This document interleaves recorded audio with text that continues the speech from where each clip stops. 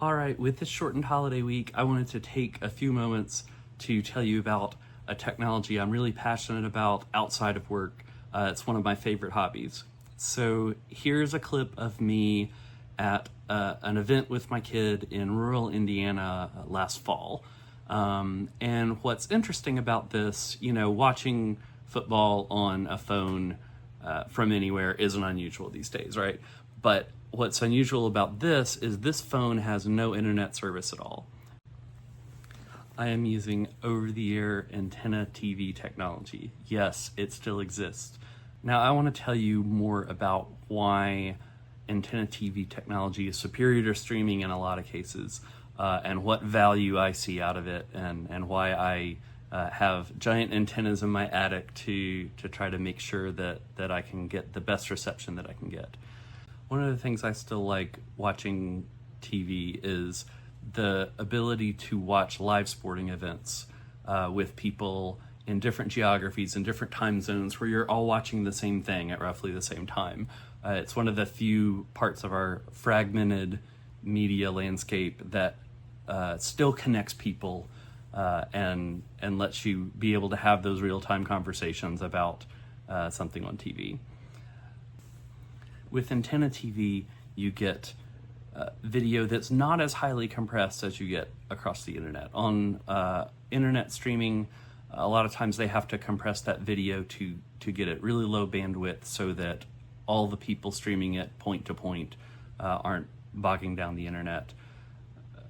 With antenna TV, you get MPEG-2 compression, which is very lightly compressed, high bandwidth, so you get very smooth pictures, you get fewer motion artifacts. And the other interesting thing about it is it's one-way technology for transmitting video.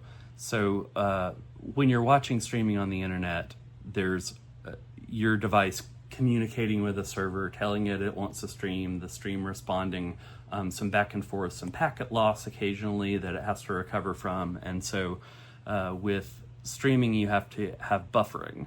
Well, buffering introduces delay. There's some amount of data that your device has to hold in its buffer to recover from those times when it's losing data. And so one of the cool things about antenna TV is on live TV events, you are watching closer to when the live action happened, maybe 10 or 15 seconds. Now, that doesn't sound like a lot. Everybody's roughly seeing things at the same time, but you notice it sometimes if I'm out on my porch watching a game and my neighbor is having a party and people are watching outside. I'll notice something happen on a game, and 10, 15 seconds later is when the party erupts with cheers or groans or whatever reaction they have. It's not a big value there to see something 10 or 15 seconds earlier. But if you imagine what this technology could be used for, where 10 or 15 seconds could matter, picture maybe a resource officer in a school looking at live video feeds and some security concern is happening. If they're seeing video in real time, as opposed to 10 or 15 seconds delay, that could be a really big deal in how they can respond effectively to a security threat. So there's a lot to think about with technology and when the right use cases matter. This Independence Day, enjoy some time off. Think about the technologies you use in your daily life and what you enjoy.